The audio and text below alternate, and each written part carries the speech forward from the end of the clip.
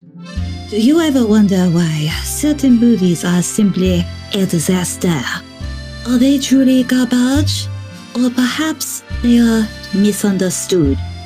Welcome to the main course of cinematic catastrophe that is Le Crap, with your gourmet, Chef Bri and Chef Gio.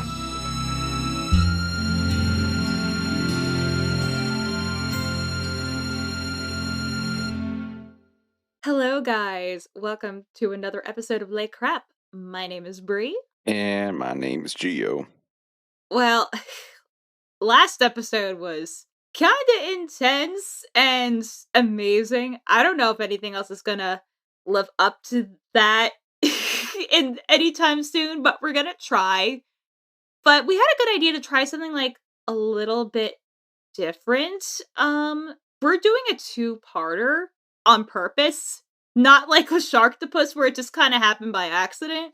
Yeah, because when I was going over new ideas for episodes, I realized that there was one gaping hole that I was shocked we hadn't done yet, and that is a live action anime or slash manga adaptation, which is kind of crazy considering the fact that we first met over on the Bleach wiki. And with that one guy who was obsessed with the live action. Well, actually, you know what? I think it was a couple people. But yeah, it's kind of shocking this hasn't come up yet. Yeah, now when you think about live action anime adaptations, think of some of the more recent ones like Ghost in the Shell or Attack on Titan or even Speed Racer, which we're going to end up doing Speed Racer at some point, are we? I mean, it's the Wachowskis and it's actually good. And you know what? They owe us that for Jupiter Ascending. They, give us a good movie, girls. You know what? Fair enough.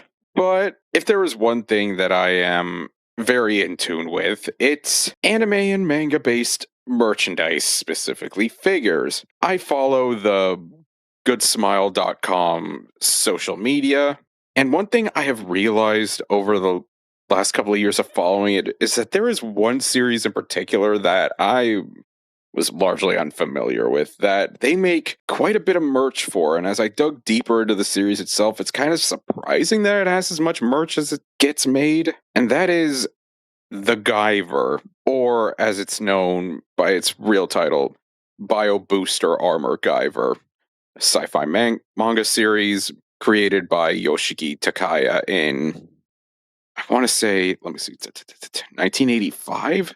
So, full disclosure, when we said that there was a two-parter, we have not one, but two live-action adaptations of the Guyver. And there was something that really drew me to to both of them. But the thing that, we'll get to it. We'll get to it. But this first one in particular, there is something that really, really, really I can speak, that really drew me to it. Before we talk about our subject for today, let's talk about the thing that it was based off of. Part one of my notes, Booster, I don't even know her. Damn it. So prior to creating Guyver, Takaya, and this is so in character for our show, he actually began as a hentai artist doing doujinshi. You know what? I feel like the best mangaka, started out there because I'm pretty sure Hellsing's mangaka and Black Lagoon's mangaka also got their start with the tentacle times. Yeah, and prior to making Guyver, his most notable work was 1983 to 84's, I am sorry if I mispronounced this, Hades Project Zeo Rhymer, which was a mecha series that featured explicit sexual content. Perfect for a kid's movie. Just kidding. No, I mean, for Japanese children, it could be okay. It's the American children that are weak. Skill issue. But as for the subject of today, Guyver began its run in February of 1985 and has been serialized in 4 different magazines over the course of 30 years. The manga consists of 32 collected volumes and 1 standalone chapter that ran until 2016. It's officially on hiatus, but there was no formal announcement ever made. fans speculate that Takaya either retired from doing manga or just lost interest because, I mean, the man by this point is in his late 60s. So, in all likelihood, I mean, never say never. I mean, just look at Hunter x Hunter. But it's more likely than not that the story is going to remain unfinished. I mean, it has just as much chance coming back as Taito Kubo doing quote-unquote season 2 of Burn the Witch. One can only hope. You know what? Honestly, if he never touches again, I don't blame him. And still, like, one of the funniest things is that, like, after, like, just the push to, like, get Bleach finished, you know, and then, like, the big, like, successor to Naruto ended up being, like, a big congealed fart. And they're like, hey, can you make us another manga thing? And then he's like, okay, I'll do, like, a one-shot or, like, a limited series or whatever. And then they tried to, like, sucker him into it again. He's like, no, fuck you guys. I'm playing Animal Crossing, eating donuts, and taking pictures of my dogs. Go away. Honestly, Chad energy. He's like, no, I'm gonna spend time with my wife. Thank you. Goodbye. I mean, considering the kinds of people that we came across on our 10 plus years on Bleach Wiki, I don't necessarily blame him. No, because I can only imagine what non-foreign Bleach fans are like. But anyway, so in addition to the 2 live action films that Guyver got, the manga was also made into a single 1986 OVA, a 12-episode OVA that spanned from 1989 to 92, and a 26-episode anime that ran from 2005 to 2006. Now, despite the fact that the manga itself has been on hiatus for over 10 years, for 10 years at this point, and it's pretty much a series and a franchise that is in hibernation, it still gets a lot of merch. Like, every couple of weeks or so, I'll see Good Smile posting about a new figure being made, which I would assume is from the fact that it recently celebrated its 40th anniversary. But yeah, for a series that hasn't been really a thing for close to 10 years now, it's kind of crazy. Yeah. I mean, sometimes for, like, an older series, you'll see, like, Good Smile, you know, will do, like, oh, hey, here's a new, like, Kill la Kill or, like, a Gurren Lagann, you know, figure or something. Or they'll just pull, like, a real deep cut out of their ass. But it's crazy that I mean, I don't know if you would call this Sentai or, you know, that kind of thing, but it's kind of crazy that for something that hasn't really had any new media in, like, a decade, that it's still getting all this merch. Yeah, it's crazy to me. But I mean, if you look at around the time that the manga was first made, and just like its first 10 years of existence, like you had the OVA that came out a year after it started publication. You had the 12-episode OVA series that happened like only 4 years after its publication. And then 2 live-action movies, like all within less than a decade of it first being published. I mean, this must have been huge back in the day for it to get this much, just that many adaptations in that short of a time frame. Yeah, I mean, I know OVAs in the 80s, you know, direct-to-video and stuff were pretty common. If you've ever seen, like, the infamous Devilman one, which was very explicit and very violent, so, if you thought Crybaby was something else, oh, you ain't seen shit. But yeah, the video market, like, in the 80s was really lucrative, and it wasn't that uncommon for these higher budget, like, OVAs to kind of be pumped out by the dozens. Yeah, because I mean, like I said, that first one came out like barely a year after the manga first started publication. But what exactly is Guyver about? Now, full disclosure, I tried my damnedest to find at least like a volume or like a collection or something of Guyver. I went to every like bookstore and comic shop around here that I could think of that sells manga volumes. Nada. Now, that could have a lot to do with the fact that, again, this series has been on hiatus for 10 years. But it's like, yeah, it was just, could not find a single thing. So I had to rely on my usual internet sources. So, the story of Guyver centers on high schooler Sho Fukamachi, who is bonded to a techno-organic symbiote known as a Guyver and uses it to fight against the evil Kronos Corporation, who want the alien suit for themselves. Now, it's funny that you mentioned Devilman, because I actually have Devilman in my notes here. Oh. Because one thing that it has in common is that Guyver had a very dark, very brutal tone that was evocative of something like a Devilman. So it really feels like anime and manga back in the day were a lot more willing to do that kind of just brutal, excessive violence that I would say it's a lot more rare these days. I mean, I know Attack on Titan, but still. I mean, you'll still have some, but yeah, a lot of it is definitely more like catered to. Well, I think it's because the interest of like, how to cater to otaku has changed, and otaku are more into isekai right now, which, my opinions on isekai aside. But yeah, I think a lot of the reasons why these OVAs sold like hotcakes in the 80s and 90s is that they didn't have to worry about Japanese standards and practices, which, believe it or not, they do exist.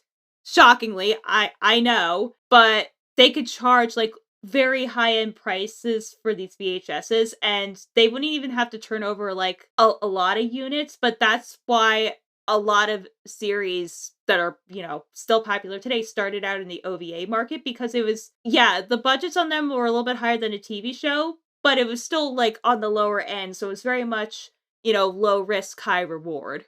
Yeah, so the question now is, how do we take something that is violent on a level evoking something like Devilman and adapt it for the wimpy Yankee audience? Well, part 2.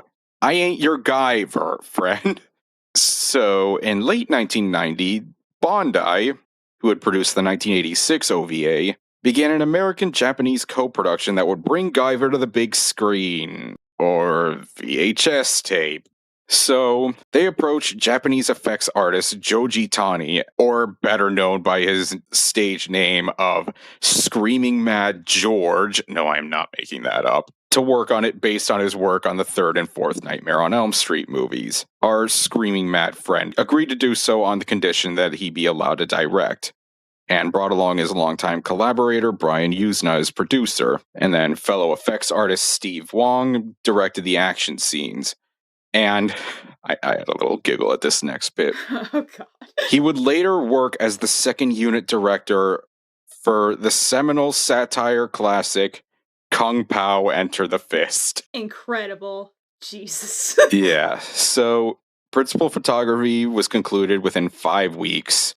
And given the limited time and budget they had, which budget was around $3 million, the crew opted to appeal to a broader audience.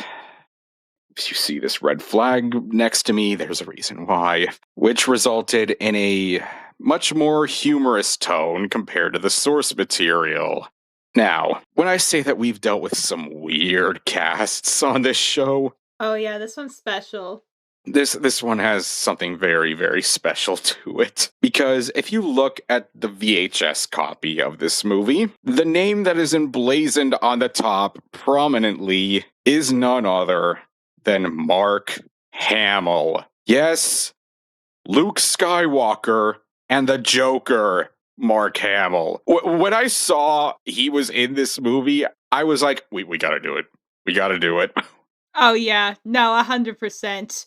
Which, honestly, like, Mark Hamill's, like, post-Star Wars career in, like, the later half in the 80s and 90s is such a treat. Now, despite what you would think with him being, like, the only billed actor on the VHS cover, he does not, in fact, play our titular Guyver, which, if this movie was made 20 years earlier, he absolutely would have. Oh yeah. No, instead, the role of Sho Fukamachi, Sean Barker, went to TV actor Jack Armstrong.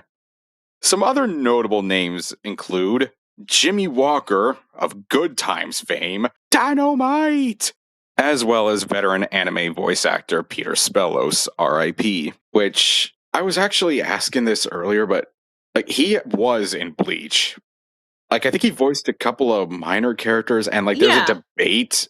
There was a debate back in the day of whether or not he was the voice of Dordoni, or the original one anyway. Yeah, who, like, in subsequent appearances is voiced by Neil Kaplan. But that's, like, another quirky thing about, like, a lot of these anime projects in the 90s is that you'll have like a lot of like, wait, I'm sorry, who was in that? But oh, you know what we have to do one of these days? We have to try to find some of Bryan Cranston's old anime dubs. Oh God, I know there was like one well-known anime that he did. I'm just can't remember what it was. What was it? Across? I don't know, but because he was with Tony Oliver, Brian was on like the early seasons of Power Rangers. I think he was like the creature guys, and maybe he did some of the putties. Let me actually look this up because I'm curious. Oh my God. I forgot he was in Street Fighter 2, the animated movie. That's what I was thinking. Oh my God, that's right. But he was in some good stuff. I forgot he was in Cowboy Bebop too. He did like some additional voices there. But yeah, and I was right. He was in Macross. He was in Macross Plus. Yeah. So basically, yeah, he was on Tony Oliver joints, which that was the one thing I'm shocked is that Tony Oliver wasn't involved with this. Yeah, that's a bit of a shocking one too.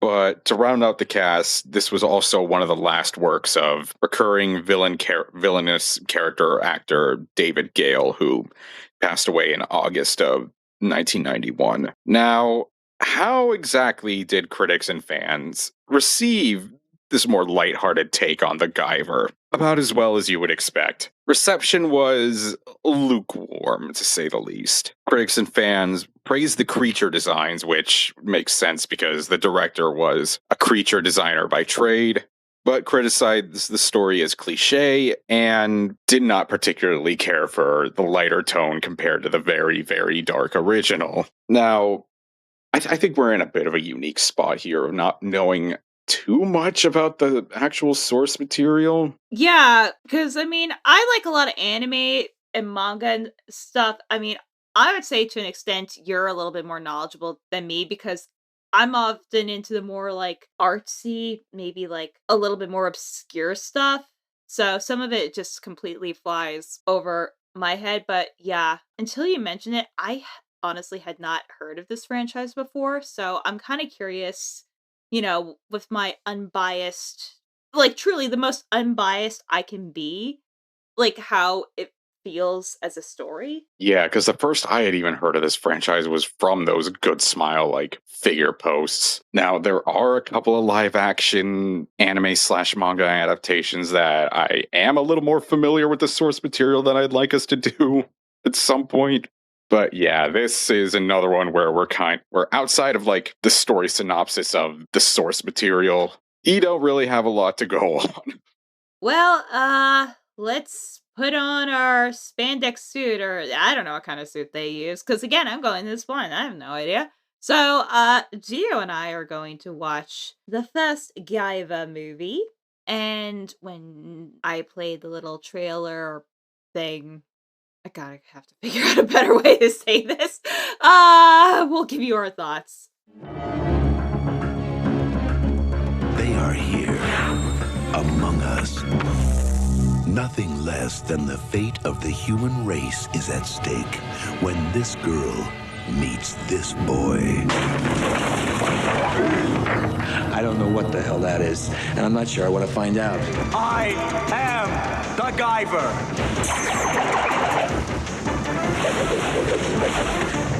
You're mine, sucker!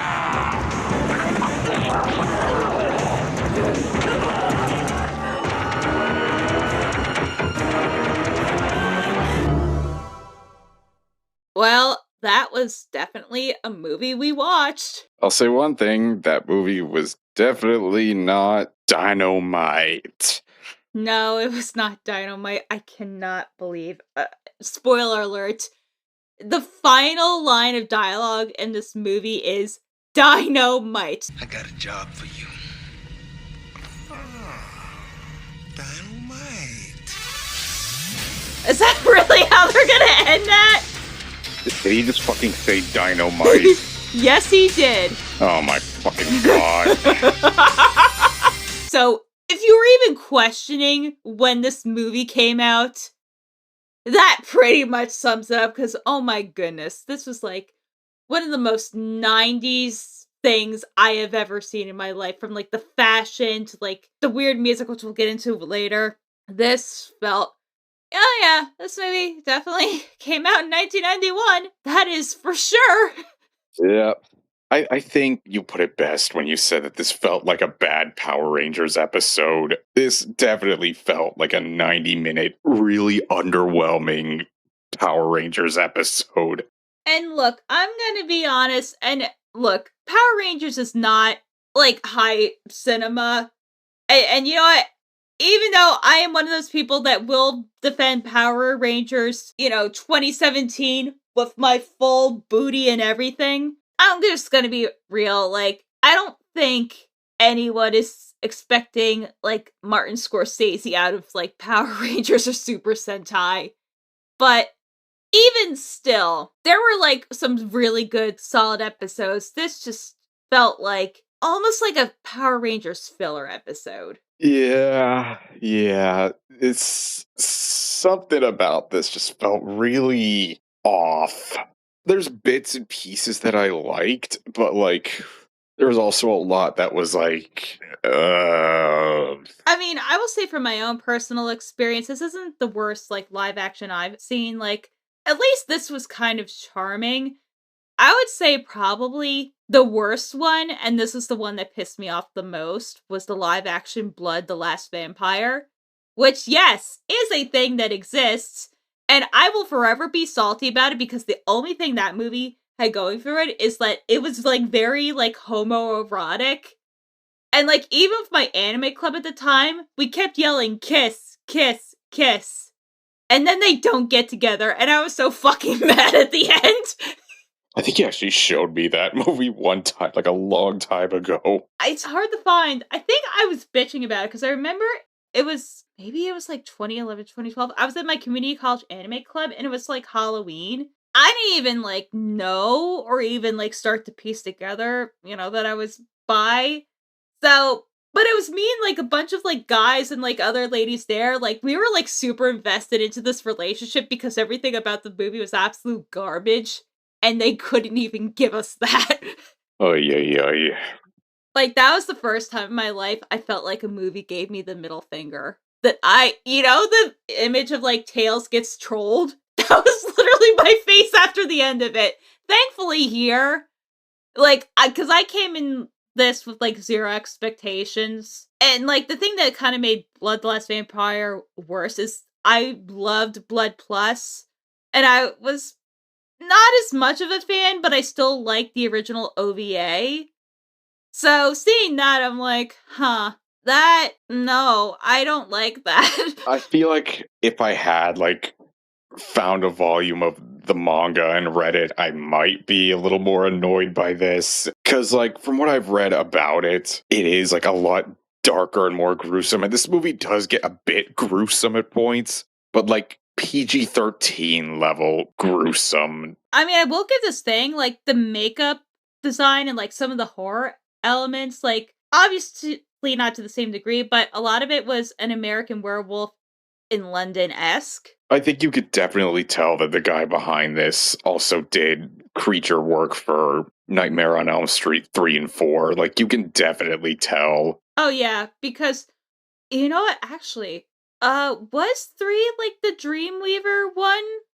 Because I'm trying to remember which one it is, but years ago, this was back when I was in college, I went to the Museum of the Moving Image in Queens, which, by the way, one of the best museums you can ever go to, and it's dirt cheap. If you're ever in Queens, audience, go to it. And fun fact, it's across the street from where they filmed Sesame Street. But the whole museum's interesting. It's on, like, I think it was Paramount Pictures, the old Paramount Pictures lot when films were in New York, but then to escape Thomas Edison, they moved out to buttfuck nowhere, Hollywood, California, where it was all orange groves. So thanks again, Thomas Edison, you son of a bitch. But they had actually some of the Nightmare on Elm Street props there.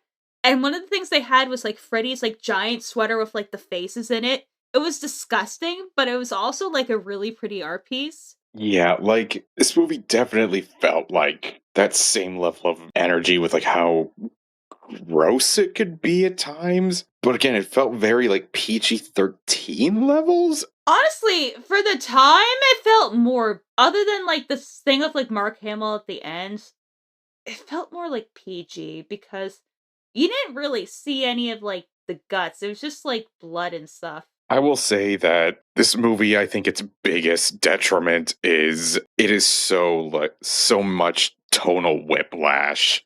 Like there's moments where it feels like, okay, this is like the dark, like kind of gruesome Guyver you would expect, and then other times it just gets really, really like silly, like almost like distractingly so.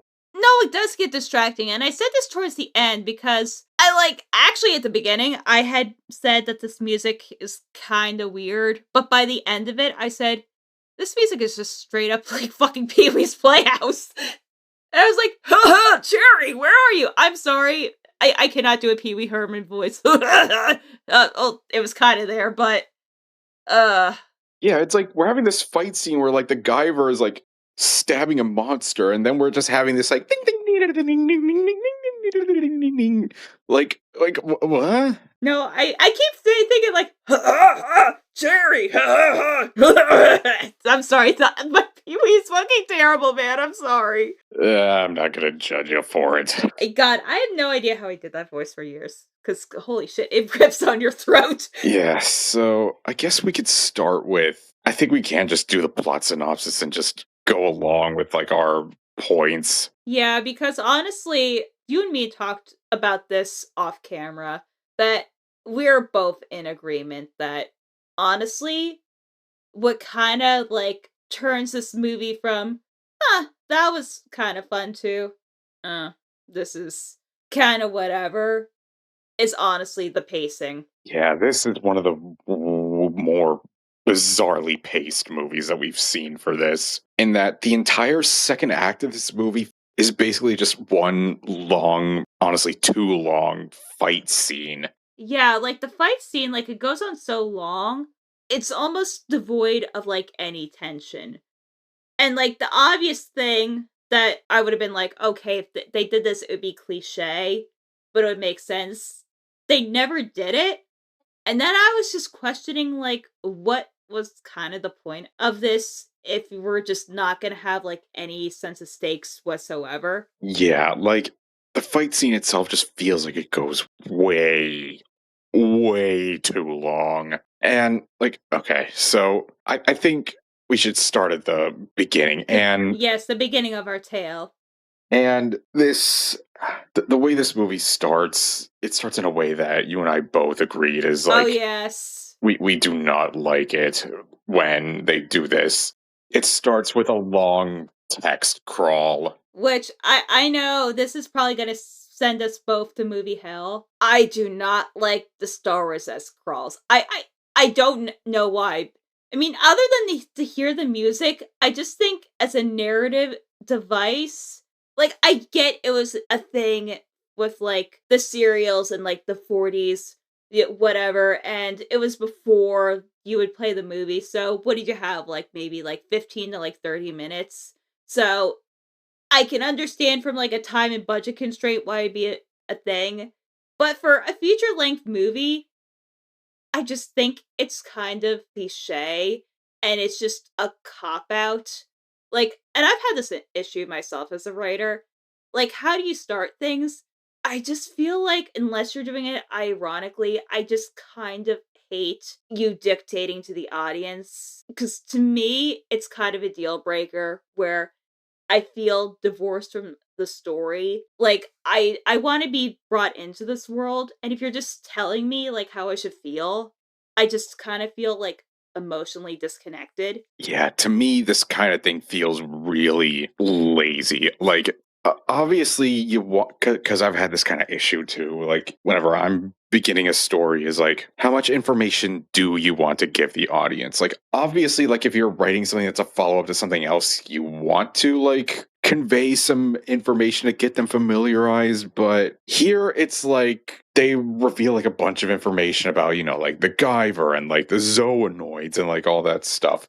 Here's the weird thing. it's one thing if you're doing this to convey something to the audience, but then they have the main villain explaining all of this I was same just about to say information. that. I was just about to fucking say that.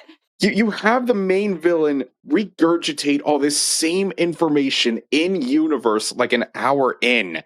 So like, what the hell was even the point of the text crawl? Like, if you just get rid of the text crawl, it loses nothing because that same information ends up being conveyed like an hour in anyway. And I would actually make the argument that the start of the story with, we'll get to it in a second, but there's a murder at the beginning, and I feel like if we just open to that, that would be a lot more chilling. Like, it wouldn't fix the movie's tone problems, obviously, but I feel like I would have been more engaged with it instead of like, okay, it's gonna be one of these, like, whatever. I'm sure I'll be fine. It almost feels like verbatim they just repeat all the stuff that goes in the opening text crawl. Like, I genuinely don't know what the point of that text crawl even was. If, again, they were just going to repeat that exact same information later on. And you know what? If this was a Japanese production, that would have made sense because I've told you, I've talked to Kyle about this because I was wondering, I'm like, hey, what's going on with like the Demon Slayer dubs, like localization? But apparently in the Japanese language, like it's a thing that they want to keep like repeating things, and that's just natural and normal. It's not normal in English, and I'm sorry, like, I'm gonna call it out every single time because as a screenwriter, like, the things that's going through my head is like, I could use this page space for, like, so many better things. You know what it's like? It's like when you see, like, a really, like, fancy steak, and then you throw fucking ketchup on it. That's what it feels like to me. It's like the writing equivalent of that. It just does feel like lazy, and here it ends up feeling like so like unnecessary. But to kind of get back to like what happens like in the beginning, so we have this scientist running with this briefcase, and he gets confronted by our evil henchman for the day, and like the lead like bald henchman, like he looks like Discount Judge Doom. Like, the scientist dude is like, no, this is a weapon. We have to, like, get rid of it. Like the human experimentation. And, like, then, like, scientist dude turns into, like, this fish monster. And we're going to say this, but this movie's high point is definitely the creature design. Oh, yeah. Like, 1,000%. Like, for the budget, honestly, I'm kind of impressed with it. They even had, like, some, like, animatronics works. Like, you know, mechanical, like, eyes and, like, when the mouths did move, they were actually, like, really in sync. Yeah, and, like, the detail is very, like, kind of fleshy, kind of gross. Like, you can definitely tell that the director has a background in horror stuff, because it definitely feels like it wouldn't be out of place in something like Nightmare on Elm Street. Oh, no. No, it would fit right in. So, the bald dude turns into a monster, they fight, he kills scientist dude, and takes the briefcase, and we then cut to this, like, I guess this Aikido class, where we're introduced to our titular Guyver, Sean, and let's just say that this guy is, his acting is, you know what? I think we need a new definition for stiff. Let's just call it rigor mortis. Yeah. Let's go with that. Because to say that this guy is devoid of personality would be an understatement. Like, this is, like, I don't even know what the comparison would be, because basically his whole thing is just being like, I am a hero in a movie. Now I am going to say some bad one-liners. Yo, I deal with this. I've been looking high, I've been looking low for the guiding, jiving thing to show. And now this punk's become a hoe, but all I know is I had a soul. Let me just tell you one thing. I'm gonna thing with the Guyver name. I'm going to make you crawl and gonna make you sing. Cause I want that guiding, jiving thing. Boy. Then come and get me. No! Like, his whole personality is just hero in action movie, and that's it. And his delivery is, like, really, really flat. Yeah, it's no. Like, it's not the worst acting I've ever seen, but he just feels like he is so uncomfortable in the role. Yeah, for sure. And so he's taken this, like, Aikido class, and they establish from the get-go that he is not very good at fighting, which kind of becomes a problem for the bulk of this movie. Yeah! It's kind of a bit of an issue. Like, I will say that it's a little refreshing to have a protagonist who's not, like, instantly good at fighting, but at the same time, it's also not very good for your action movie protagonist to also be, for the majority of the movie, really bad at fighting. Like, to a comical degree. Like, he gets his ass whooped so often. Multiple times in the same fight, even. Like, even when he does get, like, the Guyver suit, which the movie itself describes as something that's supposed to, like, be even more dangerous than the atom bomb, he does not feel like it. Like, he even gets his ass whooped by jobbers. Like, the cronies beat him. Yeah, which is why I kind of made the comparison to Power Rangers, because a lot of the times I'm like, this is straight up just a putty fight. Rita just sends, like, her B team down. And then I also made another comparison. So, we're both big fans of Bleach.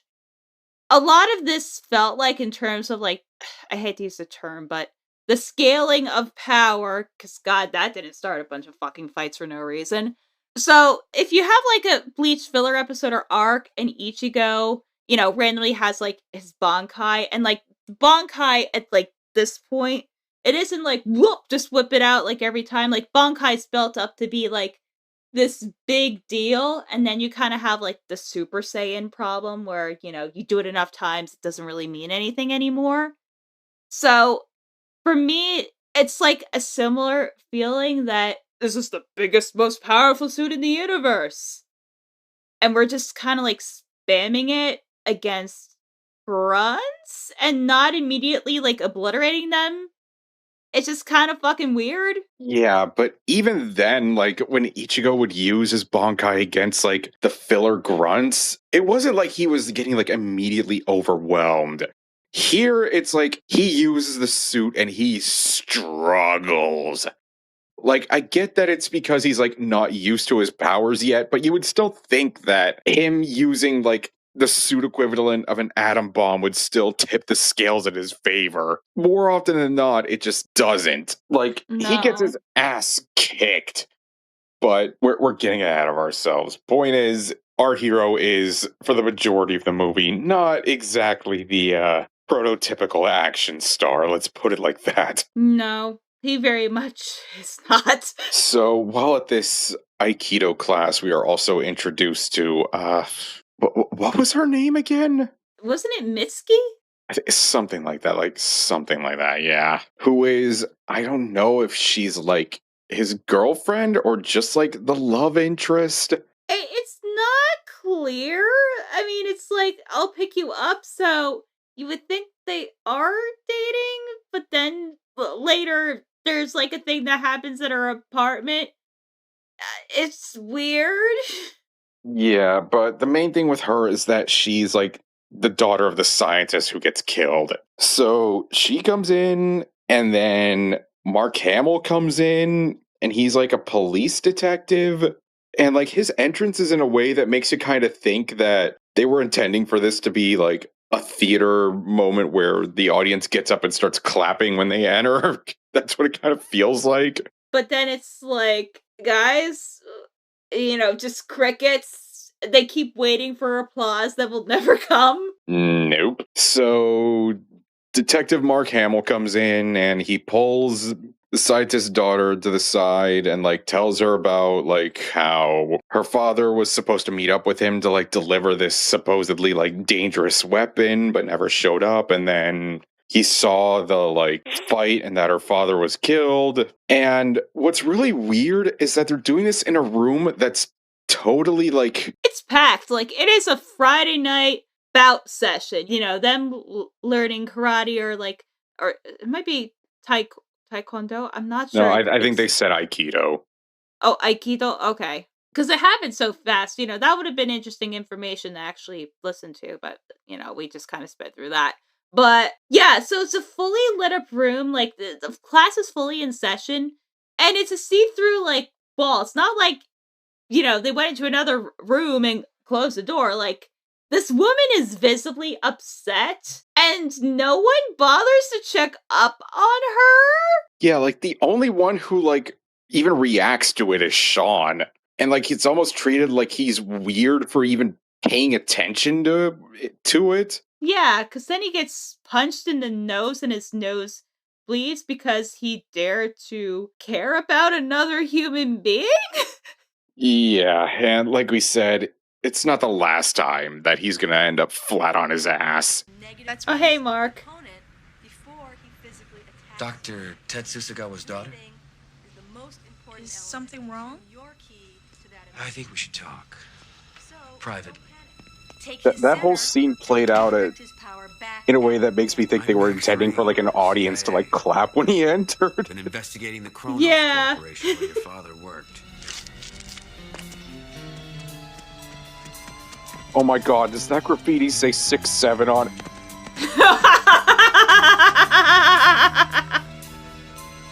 Yeah, it Oh my does. god, it does. Oh, you have to be kidding me. We couldn't get to him in time.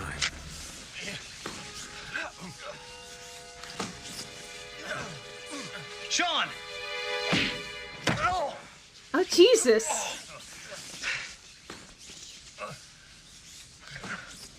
Like, if this is true, you go, My head, I wasn't ready. You should have should you really be punching him like that?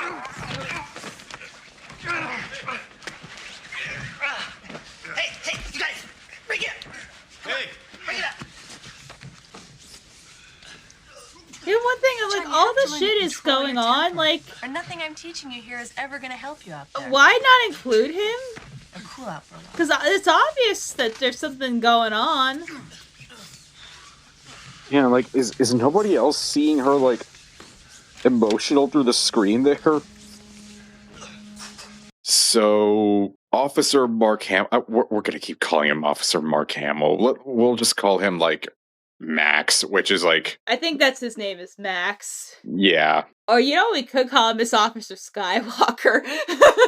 Yeah, let's go with that, because for those who are probably most likely unaware, one of my main characters in the story I'm writing is named Max, so it would probably just be really, really weird for me to keep saying Max, because then I'm just going to start thinking, oh god, am I talking about the character or, like, my character? So, yeah, let's just call him Officer Skywalker. So, Officer Skywalker takes the scientist's daughter over to the crime scene, and Sean follows, and he ends up finding the Guyver suit. By accidentally kicking it over in the garbage. Which, I have to give, like, the dad doctor some credit. That was actually, like, really smart and kind of heroic to sacrifice himself. But, like, just putting it straight up there because he's like, y'all are so fucking stupid that I know you're not going to look there. Which he was absolutely right about. But, like, here's the thing about that. So, Sean follows his girlfriend and Officer Skywalker. But then he's, like, confused later when she says, Sean, my dad died. And I don't even think it's a thing where he's pretending like he doesn't know. Because if it is, it's really executed badly. But it's like, he couldn't see her crying, like, next to a body bag and, like, news reporters and, like, put one and one together? Yeah, it's really not conveyed well.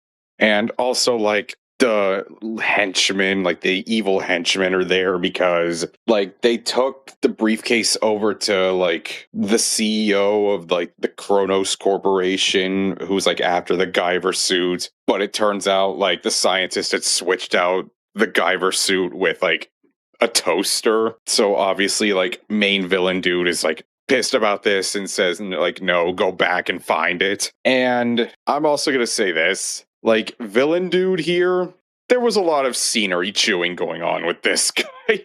Oh, yeah, no, it was a scenery buffet. Like, it was the old country buffet of hammy acting. But yeah. Anyway, he sends his henchmen to go find the Guyver suit, and they're there's this protracted thing where they're looking around in the garbage for it, but then the one henchman who's played by Jimmy Walker, and Oh, we'll get to him and my various issues with his character in a bit, but the important thing out of this is they're okay, so what does this thing even look like? And then bald dude's that's not important, just find it. I'm like, bro, ask a legit question. It's it's kind of important that they know what they're looking for. I get that it's supposed to be a secret weapon or something, but if they do find it, they'll just know what it looks like anyway. So, what's even the point of keeping it a secret? And it's yeah, no shit you didn't find it because you didn't tell them, what it fucking looks like. It's really weird and stupid. And then we get this weird little scene where him and the other henchman, who I think is supposed to be Russian, but I couldn't tell if he was Russian or if he was from New Jersey. I don't know. It was, again, not very explained. But yeah, they do this weird little rap session. Because, yeah, I guess Jimmy Walker's character is supposed to be a rapper. You know, what he reminds me of, and this is going to sound really bad, he reminds me of Skip and Mudflaps from Transformers 2. Yeah, I could see it. But you know what I was going to say that he reminded me of, and not in a good way? What? This is going to be really, really bad. And I didn't want to say it during the movie because I was but yeah, this was giving me major Jar Jar vibes. I was gonna say that, because I said it the whole thing of, the lips, which I noticed the bigger lips, later. Because at first I thought I was oh, is he an Anubis? And then I was no, he's not. There's some racial stereotypes here. Yeah, it's kind of bad. So it's he's a rapper, he has all these gold chains on, and then when he does transform into a monster, he has an ankh. He has an ankh, which is why I thought he was an Anubis first. I was oh, wait, that's actually fucking cool. And then it's oh no, he's just a more racist version of a gremlin. Yeah, which even after he transforms, he still has all those gold chains on. So it's but the other reason why I was getting the Jar Jar vibes is that also he's kind of really annoying. Yeah, he is not the most endearing of characters. But anyway, point is they don't find the Guyver suit, and then Sean does find the Guyver suit, and then he gets cornered by this street gang. I can't believe it's not the Bloods or the Crips. Yeah, which their choice of scarf was also piss yellow. Well, part of the reason is because obviously they shot this on location in LA because I think the LA Basin's there. I think they very purposely made sure those scarves were not blue and not red. Yeah, for the obvious reasons.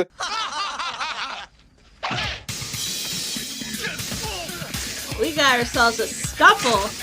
A real gentleman's argument. A real trading of the fisticuffs. I unironically love how 90s this is. Oh, this is intensely 90s.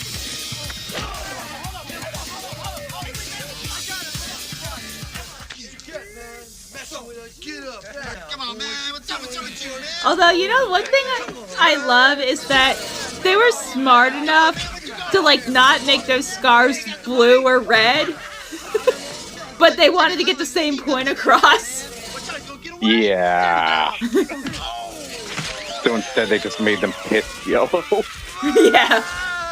But yeah, he gets cornered by this street gang that includes the dude from his Aikido class that kicked his ass. And just like before, they then proceed to kick his ass until he gets the Guyver suit on, Which I'll also say that just like with the creature work, the Guyver suit at least does look cool when it's Yeah. not moving. Because here was the other thing that was like kind of weird.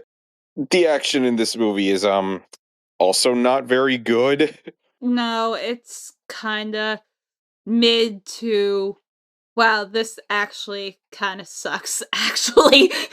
It's kind of not really clunky, but like cumbersome is I think the word I'm looking for. Because there's a lot of moments where you could definitely tell that he is not comfortable in this suit because it does not move well at all. But also there's also scenes where he's like really easily doing backflips. And I think what it is that I think they had a suit that was more on camera, and then for like the actual person like doing the stunts, because I'm assuming it's a different person, that they had a more simplified suit that they could actually move in. Yeah, because it's really jarring how there's moments where he's like really doing a bunch of backflips like really easily, and then other times where you could clearly see he's struggling. So point is, he gets the suit now, he kicks the gang's ass. So he does go to her apartment that night, but like sees that Officer Skywalker is there and then gets kind of pissed because he's like, oh, I see you have company, and then like leaves kind of annoyed. And it's like, dude, he's clearly like more than double her age. Like, why are you being all jealous, especially with the fact that you saw him with her at this crime scene? Yeah, like, dude, like, are you that insecure? I was just kind of weird. So the next morning he goes back to her apartment, and that's where he finds out that her dad is dead, and that's why she was all upset. Titus.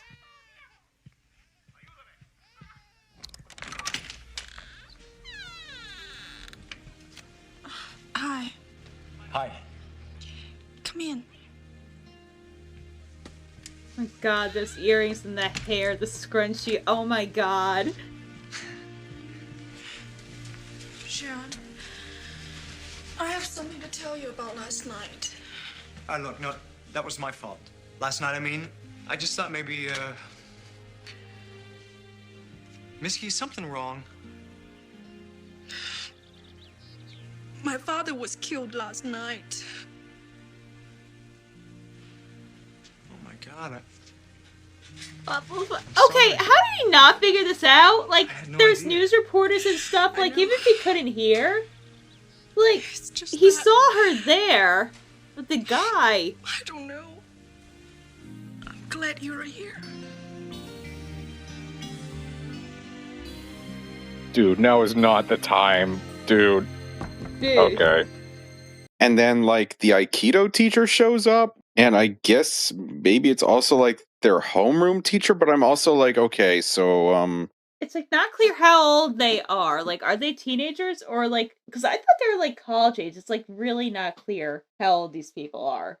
I'm assuming maybe college age, because she has her own apartment. He obviously has his own apartment. Outside of, like, her dad, obviously, we never see, like, his parents, so I'm guessing he lives by himself. And also, for the majority of this movie, he has a UCLA shirt on, so yeah, I think they're supposed to be in college at least. Yeah, because that's what I was thinking. But yeah, he goes back to her apartment, he's like, oh, I'm so sorry, you know. And then, like, the Aikido teacher shows up, and then he's like, okay, I guess I'll just leave for a bit and come back. Yeah, to grab some lunch, which, by the way, I'm like, how long was this dude gone? Because when he comes back, it's pitch black dark. Yeah, really taking a cue from Suspicious Lee in that department. So he goes to get lunch, but comes back when it's dark out with like this giant bag of food. And like, obviously they're doing like the kidnapping plot where like the henchmen are disguised as handyman. They take her out in like a rug, and like Sean goes into the apartment and sees like the teacher's dead and like it's all wrecked. So he realizes, oh, she's being kidnapped. And then Officer Skywalker shows up, which, by the way, I guess he's going a little rogue because his superiors are like, no, Kronos doesn't have anything to do with it. Like, being very, like, obviously kind of shady and corrupt, which, spoiler alert, they are. Yeah, no shit. They're the LAPDs. But Sean, like, sneaks up on the henchmen, like, smashes bottles over their head. Officer Skywalker, like, points his blaster at the. Okay, I know it's a gun, but I'm gonna say it's a blaster because he's Luke Skywalker. So he, like, points his blaster at them, and then, like, bald dude takes out his gun, and then they take back the not girlfriend, and, like, go running off. And then the henchmen go chasing after, and then Jimmy Walker transforms, and like, yeah, he's got the big lips, and it's like, Mm.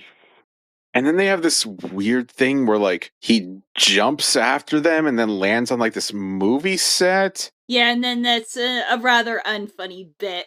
The movie just kind of stops for a couple of minutes to do this like weird bit where they mistake him for like the movie monster on their set, and he just kind of goes along with it. Yeah, which is weird because I guess like aliens or monsters are supposed to be normal, except when they aren't. It's really not made clear. Yeah, there's a lot that this movie really doesn't make that clear.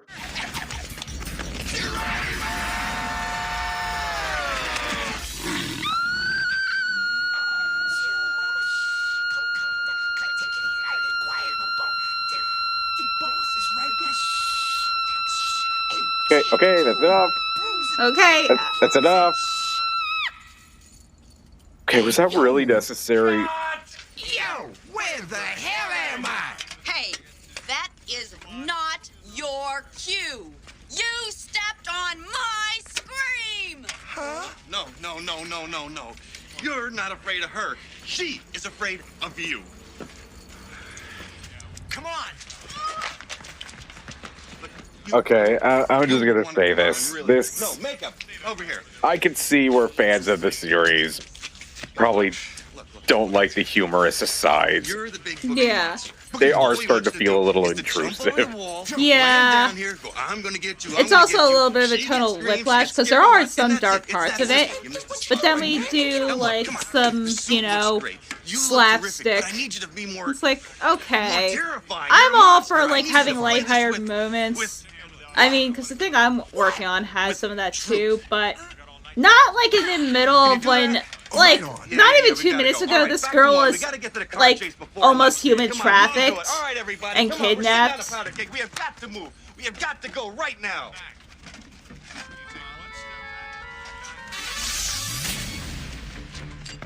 Yeah, like that little bit there just brought this whole thing to a screeching halt.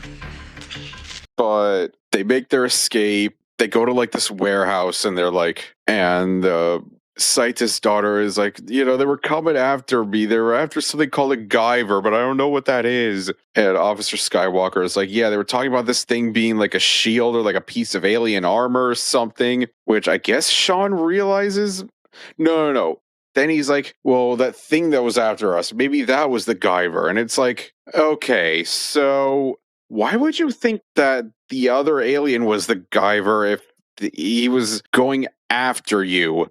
Because that would mean they already have the Guyver, so why would they be going after you? And bro, like, not even 24 hours ago, something fused to you Ben 10 style, and you had armor over your body. Like, I don't think you have to be a rocket scientist to figure this one out. No, not at all. So the henchmen arrived, they're all transformed now, and this is what we were talking about earlier, where it's like the second act is this really like prolonged fight scene where they knock out Officer Skywalker. These other henchmen show up, which I think one of them was one of the cops, or both of them were the cops. I'm really not sure. It's not clear. I think one of them is, and you know what the other thing is, and I'm just realizing this now, they don't actually explain if these are just like aliens on Earth or if they're just genetically enhanced humans, like from like the guy's experiments. I mean, I guess Mark Hamill's supposed to be, but it's like not clear, like, is the main villain supposed to be an alien? Was he enhanced too with alien tech? Like, it's not clear what exactly they're supposed to be? I mean, I'm assuming it's like kind of a Resident Evil situation where they're all genetic experiments, but like, again, they also really don't make it clear, like, okay, how do they have this alien DNA? It's really, really not clear. Yeah, because it's like, oh, it comes from the alien race. It's like, okay, but specifically, like, how does this happen? Yeah, it's a lot is not very clear about this movie. So they have this long, protracted fight scene, and he transforms into the Guyver with this really kind of boring transformation sequence where he's like, I am the Guyver. And it's like, wow, dude. Okay.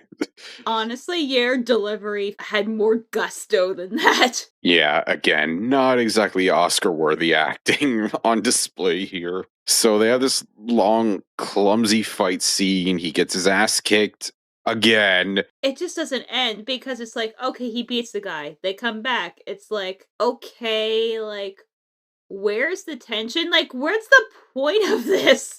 Yeah, and then they start playing hot potato with the girlfriend because they keep like, okay, one gets their ass kicked, they hand off the girlfriend, and then they start fighting, and then it's like they keep like handing her off, and then he uses his like arm blades to like slash at the female henchman who's like, I guess like the girlfriend of the bald dude. I mean, at the very least, they're fucking. At least, like, that was the indication that I got. Yeah, I think that's kind of what was going on, but like, no, okay, yeah, so he slashes at her with the arm blades, but thinks he got the girlfriend, and is like, oh no, what have I done? Even though it's clear that it's just blood spray and that she just got thrown and is just mildly unconscious and she's fine. Yeah, so Mark Hamill like crawls over and like pulls her away, and then the other henchmen gang up on Sean and beat his ass, which again, he's supposed to be wearing like the equivalent of an alien atomic bomb, but is now being beaten by like jobbers. So it's like, yeah, this guy kind of sucks at his job, honestly. Like, I know he's had powers for less than 24 hours, but you gotta have like a little suspension of disbelief. Especially if this is supposed to be like the most maximum super duper powered armor that's ever existed in the universe.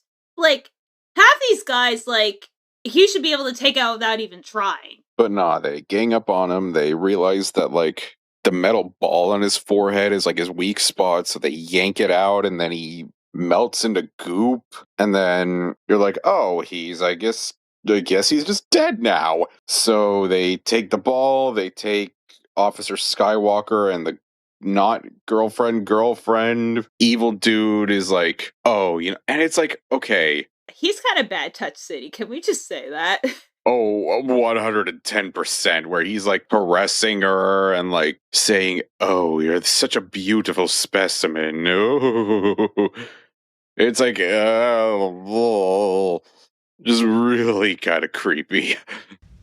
Wait, why did they still kidnap her, though? They got the Guyver. Why did... Yeah, that's what I don't get. Like, oh, yes. They didn't even do like we have your girl thing. So like, literally, what was the purpose of like taking her? Is not the important thing. The important thing is your friend found a most valuable item.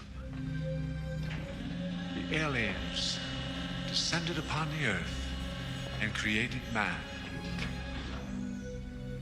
Oh, so we're just gonna regurgitate the opening narration now. Oh, lovely. And these are the next step. So then, what was the point of the narration then? The human species. In times past, they were known as werewolves, minotaurs, vampires.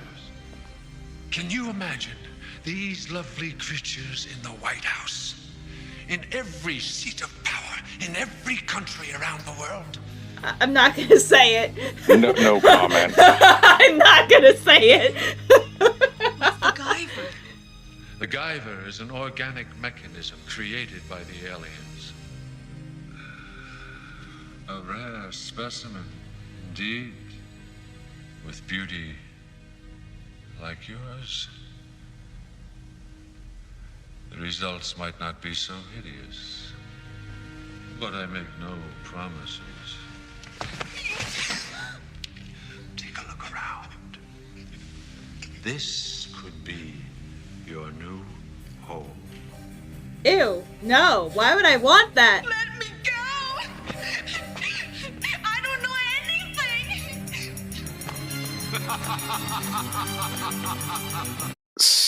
So they have her in his office. He's like, I need you to tell me how your friend used the suit. And she's like, I don't know. And then I'm just sitting there like, yeah, we don't either. They really don't explain how he knows how to use the suit or even how it activates.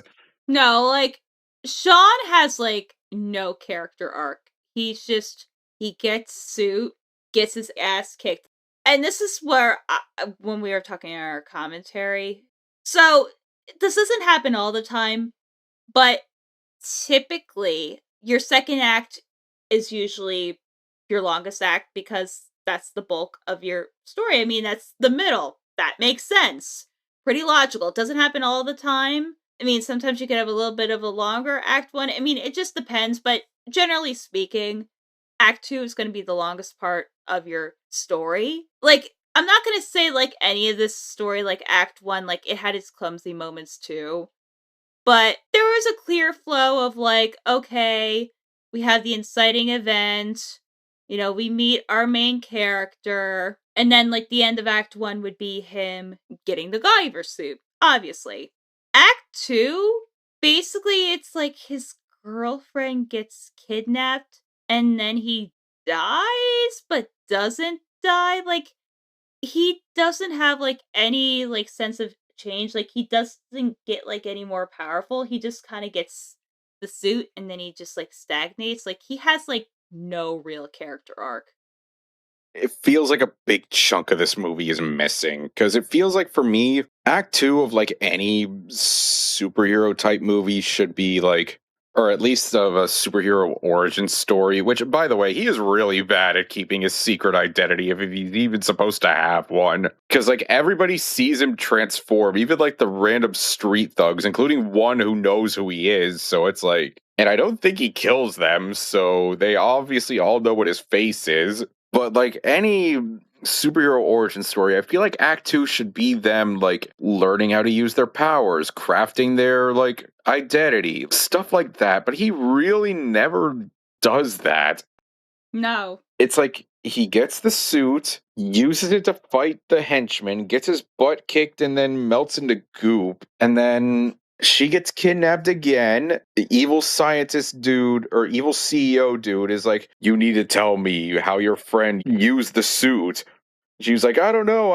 And it's like, yeah, well, we don't either. We're gonna turn you into a mutant, I guess.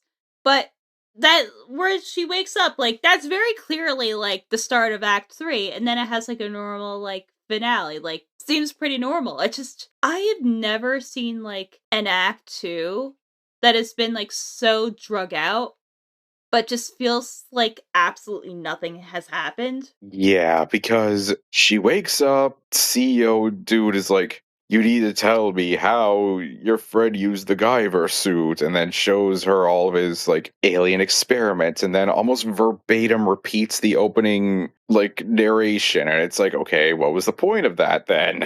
So, you see, like, all the, like, weird experiments. You see that Officer Skywalker is now in a tube being experimented on, and then they're like, oh, like, it looks like the Guyver's suit is regenerating itself. That's neato. So then CEO dude is like, now tell me, well, how the suit works. And then she was like, pretty much all of her dialogue from this point on is either Sean or Max. Yeah. And like basically just screaming their names. And then she's like, okay, I'll tell you how the suit works. And he's like, oh, goody, how does it work?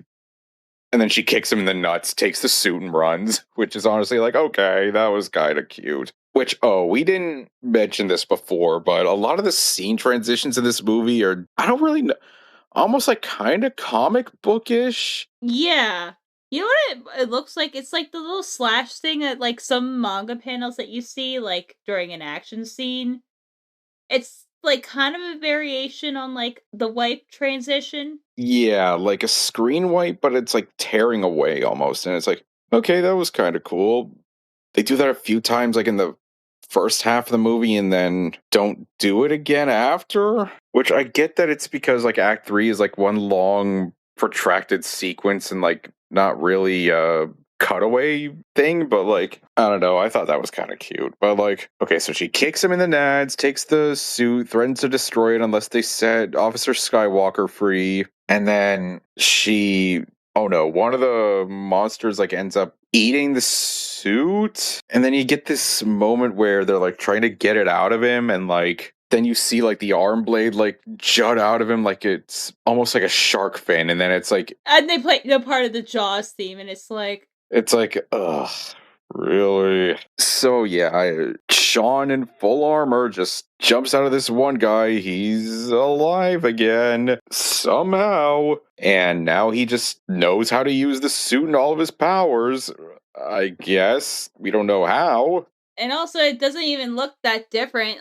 You know, like he has some sort of visual thing. He just, I don't know, can do more backflips now, I guess. Yeah. They break Officer Skywalker out of the tube. He pretty much beats the shit out of all the henchmen. They try to escape, but then Officer Skywalker, I guess they experimented on him too much. He starts like transforming into this weird mutant bug thing. Which that sequence is actually like really well done. Like it is actually horrifying to watch, and it's actually really convincing. Oh yeah, like this was like really like fucked up. It's like, oh. So yeah, Mark Hamill like transforms into this weird mutant bug thing, but I guess the process wasn't complete, so he dies, and then the evil CEO dude is being all evil, and then he turns into this like big turtle dragon thing. Yeah, he basically turns into a kaiju mix of a little bit of the alien queen from Aliens. Which also, he has like this almost third eye sort of thing. In like his initial scene, he uses like mind powers and then never does it again. It's almost like they realized that he was like two hacks and like toned them down, but then he doesn't really have any other like gimmick, so it's like, okay. So yeah, they fight. The Guyver suit opens up, but he fires out a beam that destroys the CEO dude, which, okay, I guess he could do that now. Yeah, it's supposed to be like the nuke blast or like, you know, the big power up, but there's like almost no build up to it. It's like really, like it doesn't, visually, it's not bad. It just, I don't know, it just kind of sucks. And again, this is so weird with like Act 2, like, this is supposed to be like your big final boss fight, but him, like, you know, screwing around with goons was like almost 3 times as long. Yeah, that's what I'm saying. Like, the Act 2 fight was him, like, clumsily, like, fighting the goons and losing, and then he's resurrected and just knows how to use the suit now. And then he fires off this beam, which I guess he didn't even know he could do. He was just like, oh, the suit. I think it was trying to protect me. It is no longer mine to give. I am the Guyver. Well then. My God, this dude's delivery is stiff as a board. Yeah. No, almost as stiff as Mark Hamill's body going through rigor mortis right now. Well then, do it. Do it.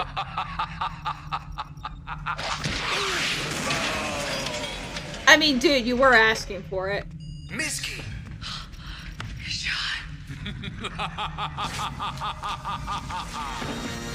Holy shit. Misky, get out of here. Is he straight up just like a fucking dragon? Like, I guess he's like a turtle dragon thing? I mean, it looks cool, I just don't know what the fuck he's supposed to be. It's so weird. Like, sometimes he feels so stiff in that armor, and other times he's doing, like, fluid backflips. It's so weird. I almost wonder if for this they had 2 different suits, like a stunt suit that was a little bit lighter and it would be going by so fast that you couldn't really see it. And then, like, the normal suit. It's honestly what it feels like. Because, like, most of the time it feels like he's laboring in that suit. And then other times it's like, nope, now he's doing a bunch of gymnastics routines. Also, doesn't this guy have, like, mind powers or something? Yeah. Like, why hasn't he used it outside of that one time? Well, I guess it's implied that Max, he forced the transformation doing that? Maybe?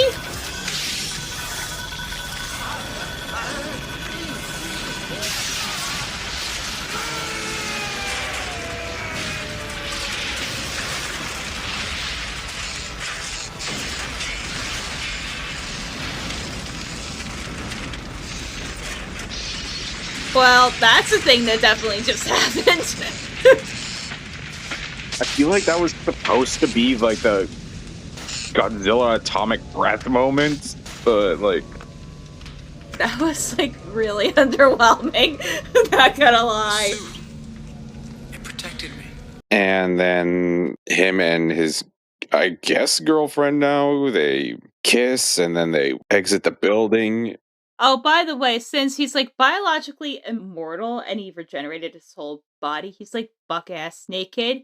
And she's, like, partially naked, too, so they just kind of walk out of the building in, like, their skivvies. Yeah, pretty much.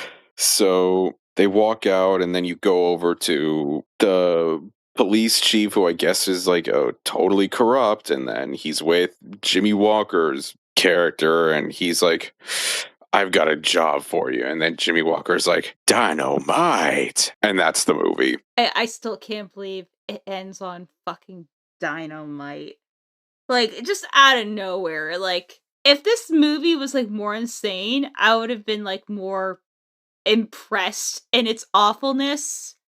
But at that point, I was just like, I was just kind of done with it, to be honest. Yeah, same. I pretty much just rolled my eyes at that, and it's like, oh, the movie's over now. Okay. Yeah, that's 90 minutes of my life that for sure happened. It's like, there were some things about this movie that I liked, namely, like, the monster design and the design of the suit. Like, that was all cool. It's just the everything else. It's like, the acting was bleh. It's like, it felt like the only actors who really gave a shit here were Mark Hamill and then David Gale, who played the main villain, like, and I guess kind of Jimmy Walker, but honestly it was more like giving a shit in, like, the wrong way. Yeah. Really, it just felt like the veteran actors who were the only ones who were putting in any effort. Which, honestly, when you think about it, kind of makes sense. Like, I would watch this movie, like, 100 times over before I watched Death Cop again. Like, I don't think this is the worst movie that we saw. Like, not even close. It's just like, I wish this was a better movie. Yeah, same. Like, you know me, I'm a big fan of, like, tokusatsu movies and, like, kaiju movies and that sort of thing. But, like, it just felt like there was a whole chunk of this, like, missing. Which, by the way, when this movie was first released, I guess, like, the UK release took out a bunch of scenes. So somehow there was even less to it than this. I'm guessing because the UK was, like, weird on its violence kicked. Because I know in the UK, for, like, Teenage Mutant Ninja Turtles, they couldn't use the name Ninja, so they called them the Teenage Super Turtles or something lame like that. Yeah, but even then, I'm assuming this is the full movie, but even then it feels like there's a chunk missing. Like, Sean has zero development. Like, he sucks at fighting, and then he dies, but then he's resurrected, and now he knows how to fight, I guess. It's like, there's no real character arc to any of it. It's like any good, like, superhero origin story should at least have a bit of our main hero learning how to use his powers now, but we don't get any of that. Yeah, like, if you look at the Sam Raimi Spider-Man, so we have Peter Parker, kind of a loser, has some talent, has a crush on his next door neighbor, he gets powers and he's like, oh, cool. Like, now I can kind of finally, get the things that I want. And he's a little bit of a selfish prick. And then it ends up getting Uncle Ben famously killed. And then he realizes that, with great powers comes great responsibility. And then by the end of the movie, he realizes that he can't have Mary Jane. And, his responsibility kind of supersedes him having any long-term happiness. Yeah, like, I mean, that's just the Spider-Man mythos in a nutshell. It's like he learns the hard lesson that he has these powers, so he has the responsibility to use them properly, and it's the ultimate burden that's pretty much an obstacle to any attempt he has to try to live a normal life. It's like he realizes, I have to be Spider-Man, and being Spider-Man comes with sacrifices. What is Sean's character arc here? There is none. He just gets the suit, dies, comes back, and now he knows how to use the suit. Okay. And I said this too. Honestly, for someone with a horror background, like, I'm shocked that they didn't lean more into the fact that he's basically biologically immortal now and, like, a freak. And again, to compare it to Spider-Man, like, when he first did the mirror scene, it felt so reminiscent to that Toby scene. I was like, oh, are they gonna go in this direction? But the Tobey Maguire scene, like, obviously they go in maybe. I don't think it was inspired by that. I mean, I feel like that's just a fairly, like, coincidental, generic framing shot. Be like, oh, I'm in the mirror. I feel different today. But we never really see, like, how this changes Sean, like, him, being biologically immortal has, like, an impact on him. Theoretically, if his body could keep just regenerating, wouldn't he just be perpetually stuck in his, like, early 20s forever? Like, that has to fuck with your brain a little bit. Yeah, we don't really see, like, how the suit has an impact on his life. Like, again, comparing it to Spider-Man, it's like gaining superpowers, like, fundamentally changes Peter Parker's life. And, like, we see, like, the impact that has on him and, like, the sacrifices he has to make now, where he has to, like, sacrifice his own personal happiness because now he has these powers and this responsibility. Every other superhero, it's like gaining superpowers, or, like, I guess in the case of someone like Iron Man, like gaining access to this technology. It's like that fundamentally changes who they are. Sean, you can't really say that. It's like he's kind of a bumbling moron at the start. He gains this suit and is, well, still a bumbling moron, and it gets him killed, and then he comes back. Not a bumbling moron somehow. It's like, where's his character arc? Well, I mean, I guess in order to have a character arc, you have to have some kind of character, which he really doesn't. No, he doesn't at all. Like, you could just put, like, a piece of cardboard, like, a cardboard cutout there. There wouldn't be a difference. Nope. And honestly, Mark Hamill feels like more of the main character at points. Honestly, I would have fucked with it more if it was him getting the suit. I would have too, like, even though, like, I'm not, like, propaganda, it would have made more sense for, like, a police officer, a la RoboCop, just dealing with, like, some corrupt forces, and then got this suit. So now he has to fight the dirty cops and, like, the evil company. Honestly, I think that would have made more sense. Like, I get that they're trying to make it more of an adaptation of, like, the manga where, like, he's still a student, but, like, honestly, in the context of this version of it, it would have made more sense if, like, Mark Hamill had the suit, because at least then he would have at least had some kind of, like, weapons or combat training, so he would right off the bat just be a better fighter and combatant with it. Like, he would probably spend a bit more time trying to learn how to use the suit, try to use it in, like, conjunction with, like, the training he already has. And, like, he'll already have, like, a motive to, like, look into Kronos or look into, like, his fellow cops and see, oh, they're kind of up to no good. Making trouble in the neighborhood. Like, at least then you could see, okay, we could see the movie we can make out of this. But, like, what reason does Sean have to go after the Kronos Corporation beyond the fact that they kidnap his girlfriend, who we don't even know is really his girlfriend. And they don't even really successfully kidnap her.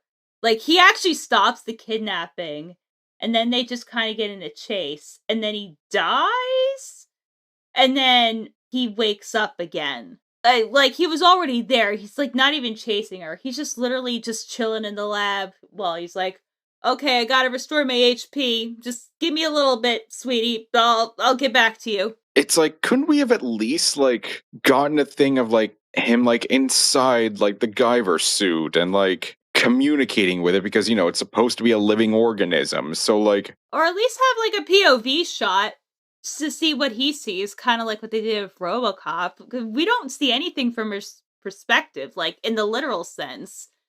And not, you know, like, literally seeing in front of you. But truly, we know nothing about Sean as a person other than he's just a white guy. Yeah, which is why I say that it probably would have made more sense for, like, Mark Hamill's character to get the suit. Because then at least we'll be like, okay, at least he has, like, a more tangible motive for looking into Kronos and their seedy doings. Here, it's like, Sean is just a dude who gets the suit, and then this girl that he likes gets kidnapped, and then he stops the kidnapping and then dies and then wakes up. It's like, there's really nothing. I feel like we're just going in circles with this. Like, there's really nothing to him at all. I mean, really, most of the characters don't even have any semblance of an arc. Like, maybe if you look sideways, Mark Hamill's character does, but also not really. Not really. Just everyone kind of just exists to service the plot, and then nothing else really. Like, these aren't even really characters at all.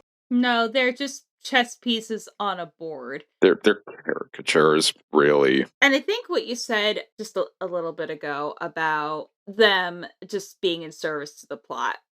I mean, this is just my thing, and you might disagree with me. I hate that style of storytelling. I mean, if you could pull it off, great for you.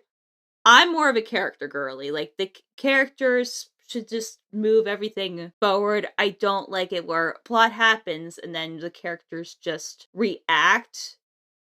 Like, I know, but it's like, what's the difference? I just feel like in real life and like with stories that your characters drive the things that happens. I mean, sure, there could be events that are outside of their control, obviously, but I don't think I should feel like I'm reading a cliff note saying, oh, okay, now we have to go to X location.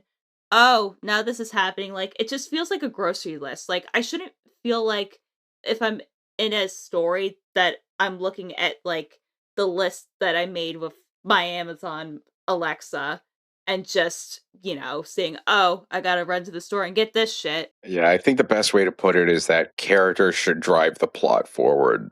The plot should not be what drives the characters forward. Like, when it's a plot driving characters forward, it feels like it's just a wave, like, pushing them in a certain direction. Like, okay, we gotta do this now. It's like, the characters should have a reason to be involved in this plot. Like, it should not be like the other way around. Like, the characters only exist in service of the plot. Right. And I mean, I'm sure there's some stories like, you know, Lord of the Rings, where it's, you know, a quest-driven story. I don't think anyone's going to argue that Lord of the Rings is a bad story. I've never really found a piece of media that I've personally enjoyed where I liked the plot just, you know, shoved in front of my face and then everyone's just reacting to it. I don't know. It feels like weirdly like clinical to me, like almost you're running an experiment, and I'd like to have more emotional engagement with like me on a personal level, because that's what connects to me. So just basically going through the motions just doesn't do it for me. No, not at all. Like, the characters should drive the story. Like, again, look at Spider-Man. It's like, this movie happens because of who Peter Parker is as a person. And, like, he has a reason to, like, be Spider-Man, to, like, be the hero, to be, like, the central character. There's a reason for him to, like, fight against, like, Norman Osborn, or, like, in Spider-Man 2 against Dr. Octopus. It's like, these things are happening because he is Peter Parker, because he is Spider-Man. This movie, these characters are here to react to the plot, and that's it. Like, we don't know anything about any of these characters other than they're just reacting to the Guyver existing, and that's it. Yep, I couldn't agree more. So basically what we end up with is a movie that has really cool character designs, at least with the monsters, which is basically the only redeeming quality to just a really flat generic plot with really flat generic characters. So yeah, I think that's pretty much all there is to say about the Guyver. Now, we did say before that there was a second movie. Mm-hmm. Yes, there is indeed, the 2. Which came out a few years later, and from what I could tell was more warmly received by fans, in that it is a bit more faithful to the source material. So, fingers crossed that we have a more pleasant time with that one. But until next episode, Gio, where can everyone find you? So, you could find me on the interwebs at captainstarbolt.bsky.social. I am currently gushing about my commissions, my OCs, and also reacting to the latest Street Fighter 6 update, which, if you know, you know, and They're I am fixing so it. sorry. Yeah, supposedly. Well, no, the way they worded it was that we are updating it to clear up confusing language, which could just mean that they're doubling down on it. We don't know. But like I said, if you know, you know, and I am so sorry. We home Alabama with the banjo on my knee. Well, hey, it's not all bad. Did y'all see that Fox McCloud is in the Super Mario Galaxy movie? Hey, maybe that means that we'll get a new Star Fox game. It's not just 64 again. One can only dream, right? Right, and this isn't just a Smash Bros. Movie, like, which is fine, but it's like, you're gonna make another Star Fox game, right? Right? Yeah, like, you got Glenn Powell as Fox here because you got something in the works for Star Fox, right? It's not just in service of the eventual Smash Bros. Movie, right? Right? Please? Please? I don't ask for much, Nintendo. Please, just give me something. Anything. I'm desperate. Y'all have no idea. Star Fox was my freaking fixation throughout middle and high school. I am literally staring at my Falco and Wolf amiibo right now. Like, they literally hover above my head as I sleep. Please, give me something. I'm begging. Anyway, Bri, what were you saying? Well, anyway, speaking of my begging, if you want to just see me, be slightly horny on main because they released the PS5 and Xbox trailer for Hades 2, which I'm watching respectfully, not going, hey, mommy, please step on me, please and thank you. But if you want to see my other nonsense, you can follow me at crazylemur.bscott.social. I am also on Instagram at lemurs1, which someday I am going to edit those flower show pics. I've just been super crazy busy, just making content and writing my screenplay, which hopefully I'll have updates on that at some point when I actually get sleep. I mean, I do sleep, but, when I have proper sleep and I'm just not constantly running at like 200 miles an hour. But anyway, pray for me. Sorry, I'm just dusting off the amiibo right now. God, please, Nintendo, just give me something. Please, I'm desperate. I'm begging. Oh God, I need sleep. I'm sorry, I need sleep. I'm so. Well, anyway, hopefully we can rub on that Star Fox and get a better movie for next episode, which is going to cover the Guyver sequel, Guyver, Dark Hero. So, until next time, see ya! Please, Nintendo, I'm begging.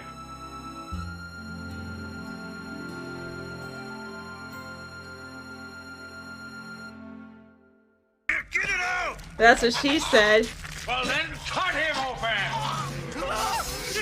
What is this music? I don't know. Oh, the jaw's cute, really? Oh, you think you're being cute. Really?